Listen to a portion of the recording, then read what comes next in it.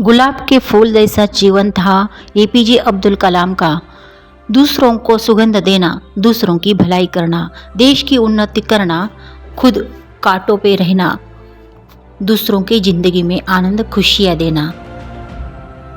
APJ Abdul Kalam एक महान वैज्ञानिक, प्रोफेसर, इंजीनियर और एक महान व्यक्तित्व होने के साथ साथ भारत के 11वें राष्ट्रपति थे। उनका जन्म तमिलनाडु राज्य के रामेश्वरम में स्थित धनुषकोडी गांव में एक मुस्लिम परिवार में हुआ। एपीजे अब्दुल कलाम के पिता नाविक थे और मां गृहिणी थी। उन्होंने अपना प्राथमिक शिक्षण रामेश्वरम के स्कूल से प्राप्त किया। एपीजे अब्दुल कलाम का जन्म साधारण गरीब परिवार में हुआ। उनके बचपन के दिन बहुत ही संघर्षपूर्ण थे, लेकिन उन्होंने उस संघर्ष को अपने जीवन की सफलता में कभी भी बाधा नहीं बनने दिया। लगभग पढ़ाई के साथ साथ लगभग 8 साल की उम्र में ही वह अखबार बेचा करते थे। बचपन से ही सारा जीवन संघर्षों से भरा हुआ था, लेकिन एपीजे अब्दुल कलाम ने हिम्मत कभी नहीं छोड़ी। एक बार उनके शिक्षक सुब्रमण्यम अय्यर ने कक्षा के बच्चों से पूछा कि बताओ चिड़िया कैसे उड़ती है। कक्षा में कोई भी बच्चा इस प्रश्न का उत्तर नहीं दे पाया, लेकिन अगले दिन शिक्षक सभी बच्चों को समुद्र तट पर ले गए और सभी बच्चों को बताया कि पक्षी कैसे उड़ते हैं और उनकी बनावट पक्षियों को उड़ने में कैसे मदद करती है, ये पूरा समझाया।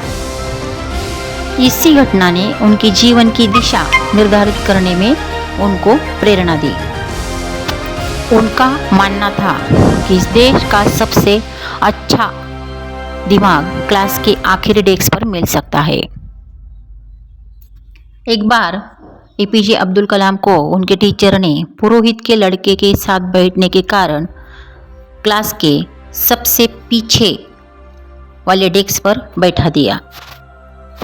उस दिन ही उन्होंने निश्चय कर लिया कि वह जीवन में ऊंचा स्थान जरूर प्राप्त करके दिखाएंगे।